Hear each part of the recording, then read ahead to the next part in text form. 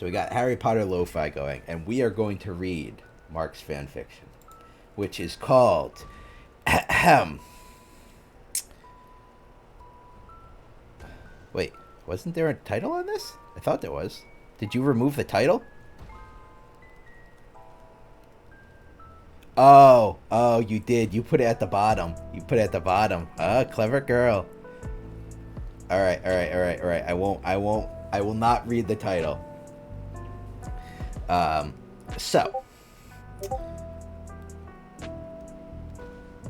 Oh, that confused me for a second. I was like, someone named Violent Death just joined my server. That wasn't my server, that was Nay's server.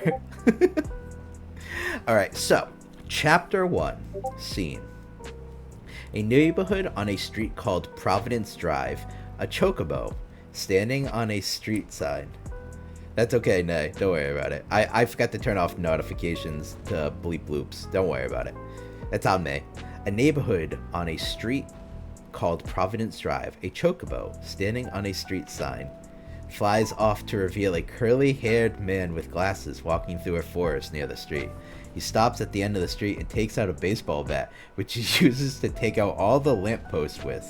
He puts away the bat and a cat meows. The man, Nico Dumbledore, looks down at the cat, which is sitting on a brick ledge. I should have known that you would be here, Professor Fluffles. The cat meows, sticks out its ass, and the camera pans back to a wall. The cat shadow is seen progressing into something not human, but something much worse. A furry. There are... For the record, this is Mark's fanfiction. These do not reflect the views or opinions of Nico or Nico Dumbledore. There are footsteps, and a furry Fluffles is revealed. Furry Fluffles. Good evening. Let's see, can I do Fluffles' voice? I probably shouldn't. I think that might be mean. Good evening, Professor Dumbledore. Are the rumors true, Nico? I'm afraid so, Professor. They are. Both the good and the bad, and the bad and the good. A little bit of both. And the dummit? Ah, the dummit, yes. Haru Grid is... Sorry, that broke me. That one broke me. Haru Grid is bringing him in. Do you think it's smart to trust Haru Grid with something as important as this? Ah, my furry friend, I would trust that Brit with my life. You, not so much. A sound of a bell, and the two professors look up to see a flying tricycle coming down from the air. It skids on the street and halts. A large man, small, get it? Haru Grid, takes off his glasses. He then taps the bell on his tricycle, which makes a ring-ding noise. He smiles in delight to this. Dramatic climactic moment. Lobsters. Right, so no issues, I trust, Haru Grid. Nah, mate. The little cheeky fricka fell asleep just as we were flying over New Jersey. Try not to wake him. There you go. Haru Grid hands a baby in a purple purple blanket over to Dumbledore.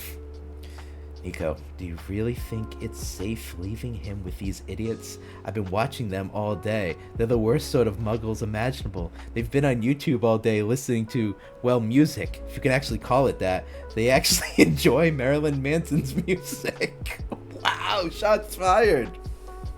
The only family he has, Fluffles, stop outside a house. This dummit will be famous, and he didn't even need the Undertaker's help with it. There won't be a child in our world who doesn't know his name. Exactly. He's better off growing up away from all that. Should we stream this? No, not till he's ready. Haru Grid coughs and sniffles. He is crying like a... He clears his throat. Dumbledore. There, Small. It's not really have a good morning, afternoon, evening, wherever you are, and get out of here, after all. Harrogrid nods. Dumbledore takes a letter and places it on the Dummett baby, who is now at the foot of the door. The Dummett has a visible switchblade-shaped scar on his forehead. Good luck, Dante Labrie. They walk away from the door after wishing the baby Dummett lots and lots of luck. Good night, Harrogrid. Good night, Harrogrid. Still standing on the street sign, Chocobo. Woo-wee! Good night, Harrogrid. Baby Dummett Dante. Goo goo gaga. Good night, Harrogrid. Harrogrid. Alright. The camera pans from the scene onto the baby Dummett scar, and the opening title shows Dante Labrie and the Purple Stone.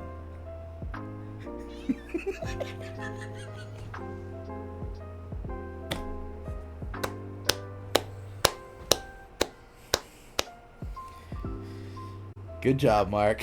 That was a good one. That made me laugh.